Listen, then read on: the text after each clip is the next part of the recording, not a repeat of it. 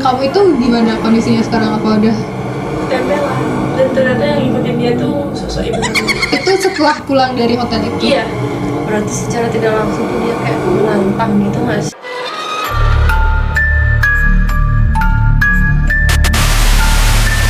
Hai guys, welcome di channel baru kita, yaitu channel cerita horor Nusantara yang masih satu naungan sama 8 pilar. Mungkin yang nanti kepo sama podcast-podcast di 8 pilar nanti bisa langsung di Project Bali FM. Dan hari ini kita tuh mau ngebahas tentang cerita hantu yang ada di, karena konsepnya Nusantara ya, pasti kita membahasnya di Bali dulu deh, karena kita juga dari Bali. Dan hari ini tuh ada kedatangan 2 tamu. Mungkin bisa perkenalkan diri kalian. Halo, aku kayak Mas. Halo, aku Gusti. Jadi gimana nih, dari kalian pasti udah pernah dengar kan ya cerita PI, cerita Hotel Bedugul, Pondok Indah itu. Gimana nih menurut kalian? Kalian udah pernah kesana nggak? Mungkin dari Mas atau dari Gusti? Kalau aku sih pernah waktu tahun 2015. Sebelum ditutup Hotel PI Bedugul. Oh, sebelum ditutup ya? Maksudku tuh ditutup untuk orang yang sana gitu loh, untuk mengeksplor tuh. Oh ya. Itu tuh belum dulu 2015 tuh belum. Jadi aku tuh main ke sana karena penasaran kan, saking terkenalnya masih dibolehkan untuk mengunjungi di sana. Pertama ke sana tuh emang hawanya tuh benar-benar kuat banget. Apalagi aku bisa ngelihat peka lah ya. Iya, baru masuk tuh benar-benar mual banget. Itu aku masuk padahal siang bolong loh, sekitaran jam 11 siang itu aku ke sana. Itu kamu sendiri? Enggak, aku sama temanku, 5 orang. Tapi salah satu temanku itu ketempelan sampai rumah. Oh, bukan kamu ya? Bukan. Untungnya karena aku ngerasa kayak baru aku masuk sana tuh, kayaknya nggak dikasih nih hawanya nih ngasih aku masuk di sana, karena berat banget. Seluruh badan tuh kayak aku tipes rasanya, tau, bener-bener lemes, sakit. Tapi temanku yang berempat tuh tetap masuk karena mereka kan nggak ngerasain, cuma merinding aja. Mereka fotoan bebas di sana. Nah, salah satu temanku yang namanya Cini itu tuh melanggar, karena kita nggak tahu aturan di sana. Oh iya. Dia melanggar apa tuh? Dia ngomong kata kasar deh. Gitu, ngomong kasar. Terus emang sih nggak kasar banget, cuma emang nggak dibolehin buat ngomong menjuruh ke sana. Kayak, ada orang sini, padahal nggak ada. Dia tuh bercanda. Oh iya. Dia tuh bercanda. Otomatis dia tuh notice setiap pojok di sana tuh berisi soalnya kan.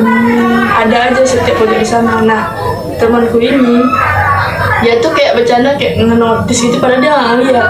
Dia tuh kayak, ini gimana sih kayak udah nggak ada. Nah, pulangnya dia sampai rumah, itu dia sakit dulu kan, nggak enak badan, ya namanya juga habis berjalan jauh, positif aja mungkin karena itu. Terus tuh besoknya makin parah sakitnya, makin udah nggak masuk akal. Setiap lubang hidung, mata kayak gitu kan, telinga, bahkan muntah, bahkan itu keluar darah. Itu benar-benar di sekujur tubuh dia. Real. Itu kamu lihat sendiri? Enggak sih, dia cerita. Dia orang tuanya ngasih tahu kita makan apa aja pas kemarinnya main gitu kan. Kita sih wajar-wajar aja makan biasa gitu, cerita biasa. Tapi kita nggak ada kalau itu tuh berhubungan ke hotel sana. Itu pas aku SMP ya, pas aku SMP. Terus teman kamu itu gimana kondisinya sekarang, apa udah baik atau gimana? Dia kadang malamnya tuh katanya kayak ketawa-ketawa gak jelas. Ketawa-ketawa gak jelas. Itu setelah pulang dari hotel itu? Iya. Hampir setiap hari kayak pas gitu? Sakit. Tiap malamnya ketawa gitu, akhirnya ibunya nyarilah balian. Sesampainya dia nyari balian, ditanya di balian, ternyata ketempelan.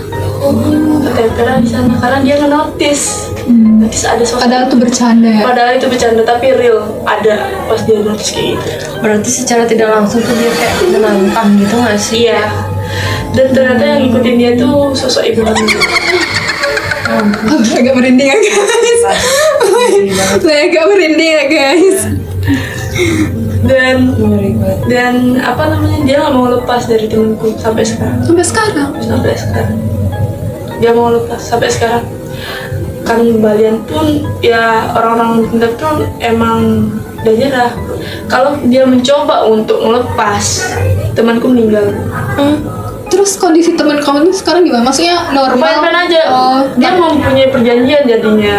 Nah, ibu hamil ini, sosok ini, dia nggak bakalan ganggu temanku. Tapi jangan mengusir dia. Dia udah kesenangan sama temanku kayak gitu. Cuma nanti pas temanku mungkin berkata yang aneh atau gitu tuh, dia bakal masuk karena dia nggak senang temanku mau kasih. Berarti sejak hari itu dia agak Iya, bukan mengurangi lagi sih, kayaknya udah nggak pernah ngomong kasar lagi nggak sih? membatasi lah lebih tepatnya ya, apalagi yang macam-macam sama dia tuh, ya kemungkinan bakalan diganggu sih. Gitu. Kalau Gemma sendiri gimana nih? Pernah? Aku nggak pernah sih kalau masuk sana, tapi kalau misalnya dengar cerita-ceritanya tuh sering ya. Apalagi dulu aku sempat magang di Denpasar selama 8 bulan, itu pasti aku selalu bolak-balik Denpasar Singaraja. Itu entah kenapa selalu menotis hotel itu, maksud kayak selalu ngeliat gitu, maksud lihat bukan ngelihat hantu. Aku nggak bisa sih, aku nggak bisa ngeliat hantu, dan itu suatu anugerah ya. Nggak tahu ya perasaanku gimana. Aku setiap lewat sana tuh kayak selalu pengen aja ngelihat hotel itu, kayak gimana ya, oh ini ya hotel yang dibilang. Terus pas baliknya lagi, oh ini ya, oke Apa gimana mungkin sih? karena dia patokannya Iya ya, pengkolan gitu ya. Kayak Mungkin ya, karena dia di kan tengah-tengah gitu kan mungkin di ya. atas Jadi pas gitu. kita ke arah Denpasar kan langsung notice ke sana ya. Tapi entah kenapa kayak pengen aja kayak kepo apa sih isinya gitu, kayak kepo aja gitu. Oh ini ya gitu. mungkin Juli bisa aja Gemma. Jujur aku suka banget cerita-cerita horor tuh, suka banget, tapi aku nggak berani. Tapi kalau kamu mau diajak ke sana mau nggak? Tar dulu, ini siapa yang ngajak? Kalau misalnya di hari misteri Sarah gitu mau aku. Diamanin ya. Ini kalau kita yang ajak nih sebagai channel sebagai channel baru, kita mungkin ada perkembangan ya untuk Menjelajah. ke tempat-tempat. Oh no. Kalau rame oke, aku mau.